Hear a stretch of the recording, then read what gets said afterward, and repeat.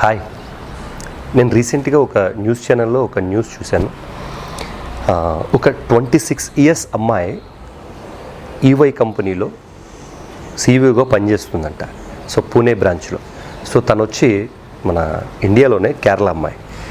So తను work tension వల్ల డిప్రెషన్లోకి వెళ్ళిపోయి సూసైడ్ చేసుకొని చనిపోయిందంట. సో అంటే తనకున్న వర్క్ టెన్షన్ని అంత పర్సనల్గా తీసుకొని తను చనిపోయేంత డిప్రెషన్లోకి వెళ్ళిపోయింది. సో ఇదంతా ఎందుకు మీతో షేర్ చేసుకోవాలనిపించిందంటే, తన ఆఫీస్ వర్క్ కోసం తను ప్రాణాలే వదిలి ఉన్న వ్యక్తి దగ్గరికి తన ఆఫీస్ నుంచి ఒక్కరు కూడా చూడడానికి రాలేదంట. సో తన తల్లి తను బాధపడుతూ తను చెప్తుంటే నాకే మనసుకి చాలా ఇబ్బంది అనిపించి మీతో షేర్ చేసుకోవాలనిపించింది. అంటే మన ఇంట్లో వాళ్ళు ఎలా ఉంటారంటే, ఓన్లీ ల్యాప్టాప్ ముందేసుకొని వర్క్ చేస్తేనే, అంటే సాఫ్ట్వేర్ ఇంజనీర్ అయితేనే వాడు వర్క్ చేస్తున్నట్టు లెక్క అని కొన్ని ఇయర్స్ నుంచి అలా మెంటల్గా ఫిక్స్ అయిపోయారు. అంటే అదొక్కటే మంచి జాబు, మిగిలిన జాబులు ఏవి మంచి జాబులు కాదు అని మెంటల్గా ఫిక్స్ అయిపోయారు. ఎవరైనా ఒక కిరాణా కొట్టు పెట్టుకోవాలన్నా, లేదంటే ఒక బిజినెస్ ఐడియాస్ ఇస్తాను నేను అని చెప్పిన, లేదా ఒక యాక్టింగ్ స్కూల్కి వెళ్ళి యాక్టింగ్ నేర్చుకుంటాను, లేదా ఒక డాన్స్ స్కూల్కి వెళ్ళి డాన్స్ నేర్చుకుంటాను.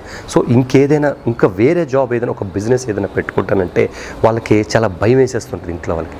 ఓన్లీ కేవలం సాఫ్ట్వేర్ ఇంజనీర్ అయితే, ఇంజనీరింగ్ చదివితే సాఫ్ట్వేర్ ఇంజనీర్ అయితే నువ్వు చక్కగా సెటిల్ అవుతావు అని మెంటల్గా ఫిక్స్ అయిపోయారు.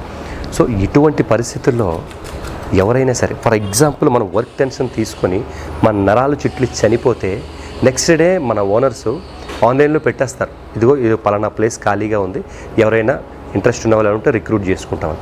ఇమ్మీడియట్గా 1 డే కూడా నీ కోసం ఎవరు ఆలోచించరు. ఇది ఎందుకు మీతో షేర్ చేసుకోవాలనుకున్నానంటే, తన వర్క్ విషయంలో ఇంత డిప్రెషన్కి గురయ్యి తను చనిపోతే తన ఆఫీస్ నుంచి ఒక్కరు కూడా తన భౌతికాయానికి కానీ తన చేస్తున్న కార్యక్రమానికి ఒక్కరు కూడా వచ్చి తనకి చూడలేదంట. సో ఆ తల్లి బాధపడుతూ ఛానల్లో చెప్తుంటే నా మనసుకి చాలా బాధ అనిపించింది. అందుకే ప్రొఫెషనల్ లైఫ్ని, పర్సనల్ లైఫ్ని డివైడ్ చేసి మనం చూడాలి.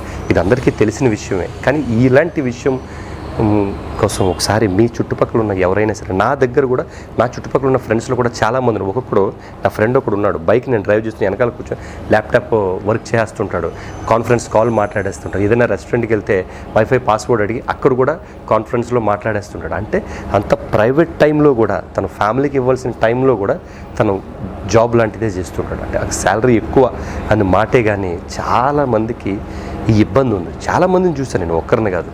సో కాబట్టి మనకు నచ్చిన పని నచ్చినంత వరకు చేద్దాం. ఎందుకో ఈ విషయం మీతో షేర్ చేసుకోవాలనిపించింది. ఎందుకంటే మనం చనిపోతే మన ఇంట్లో వాళ్ళు బాధపడతారు, మనకు కావాల్సిన వాళ్ళు బాధపడతారు.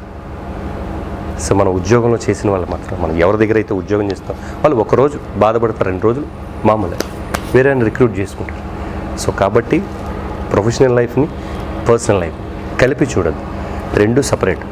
ఎప్పుడు ప్రొఫెషనల్లో పర్ఫెక్ట్గా వర్క్ చేయాలి అప్పుడు వర్క్ చేయండి, పర్సనల్గా ఎప్పుడు ఎంజాయ్ చేయాలి, ఫ్యామిలీతో ఎప్పుడు గడపాలి అప్పుడు ఎంజాయ్ చేయండి. మన తెలుగుడు జై హింద్.